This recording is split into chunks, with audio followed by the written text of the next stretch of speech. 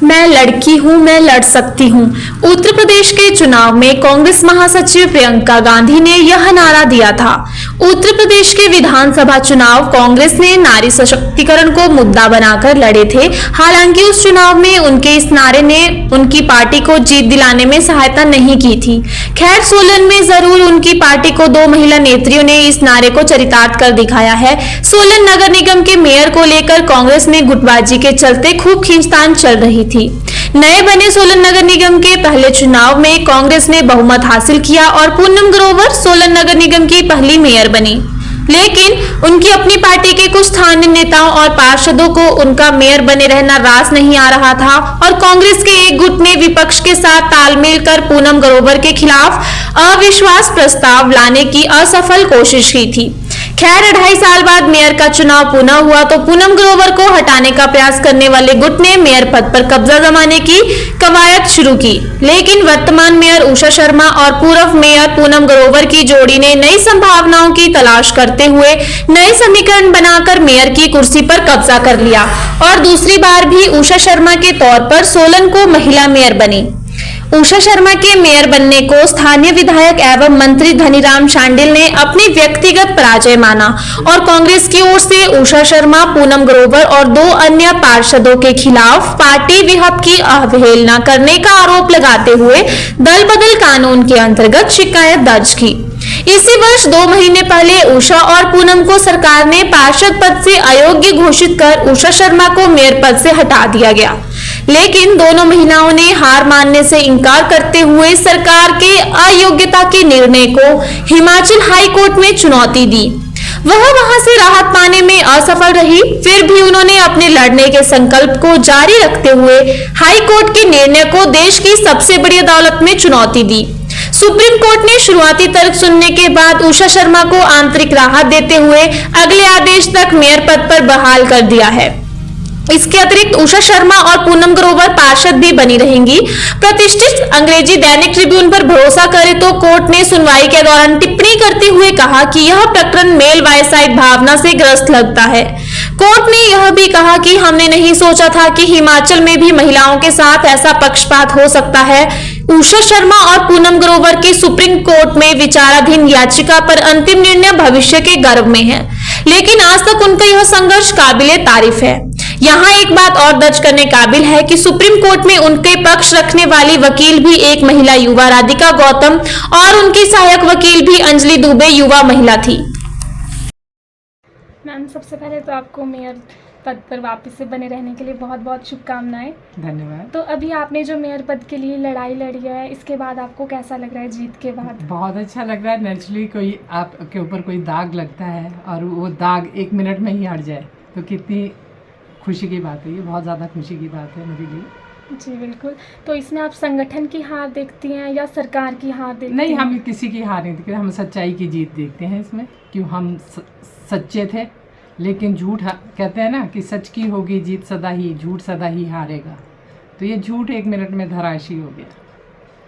तो अभी जैसे आप वापस से अपने पद पर आ चुके हैं, तो अभी आपका जो मेन फोकस रहेगा जनता के लिए, वो आप क्या करना चाहेंगे? जैसे बहुत सारी परेशानियां हैं जनता को। बिल्कुल, मैंने जैसे ही अपना भार संभाला था तो जैसे आपने देखा होगा कि मेरे वार्ड में जिस तरह से मैंने अपने वार्ड को एक संवारने का काम किया है, इसी तरह मेरा एक ध्येय है कि मैं सोलन को भी सुंदर स्वच्छ सोलन बनाऊं। तो इसी उस पे काम करेंगे, क्योंकि जो पिछले पेंडिंग काम पड़े हैं, सबसे बड़ी प्रॉब्लम यहाँ सोलन में पानी की है। लोग बहुत परेशान रहे।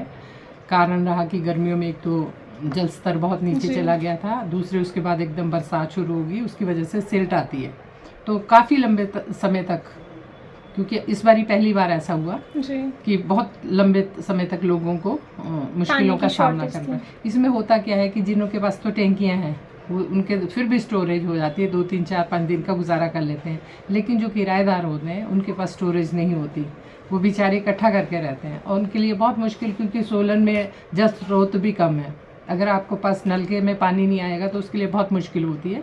तो सबसे पहले मेरी प्रायोरिटी रहेगी कि हम इस समस्या को सुधारने की कोशिश करेंगे। और ये इसमें हम 2 मतलब इसमें विभाग शामिल हैं। एक आईपीएच से हमें पानी आता है, उसके बाद नगर निगम डिस्ट्रीब्यूट करता है। तो वहाँ से भी प्रॉब्लम चली रहती है, जैसे सिल्ट आ गई या पाइप्स फटती रहती हैं। मेन इस बारी जो मैंने उनका देखा है कि वो अभी तक वो सिस्टम पे नहीं आ पा रहे हैं, और हमें अभी पिछले दिनों काफ़ी ठीक पानी आया तो लोगों को दिया, लेकिन अभी तक हमारे 50-60 लाख गैलन के रूप में ही चला है, जबकि हमारे को 90 से अबव चाहिए। तो इसमें करेंगे, सफाई का करेंगे, और जो भी जैसे मैं आपके माध्यम से कहना चाहूँगी लोगों से कि सोलन एक कंक्रीट का जाल बन गया है। इतनी हमारा बहुत सुंदर एक शहर है, और यहाँ हर कोई जो आता है वो बसना चाहता है जी। तो बहुत ऊंची ऊंची बिल्डिंग्स बन गई हैं। अभी आपने देखा होगा कि कुछ सालों से बरसातों में लैंडस्लाइड हो रहे हैं, मकान गिर रहे हैं। जी। इस चीज़ से बचाव के लिए हमें इतनी बड़ी बड़ी इमारतें नहीं बनानी चाहिए। आप अपना गुजारा ठीक इनकम के लिए भी एक आधी मंजिल आप बना लो, लेकिन 4, 5, 6 मंजिल पहाड़ों पे इतना भार हमारे पहाड़ नहीं सह पा रहे हैं। तो एक वो रहेगा। दूसरा, गंदगी जहाँ दिल करता है वहाँ फेंक देते हैं। तो इसमें मैं युवा बच्चों सबसे उनको इन्वॉल्व करना चाहूँगी कि कोई भी आपको कूड़ा फेंकता हुआ नज़र आता है तो आप उनको रोकें, और ख़ुद भी बच्चे इसमें हमारा बहुत सहयोग कर सकते हैं। स्कूल हमारा बहुत सहयोग कर सकते हैं, क्योंकि स्कूलों में बच्चों को ट्रेनिंग दी जाए।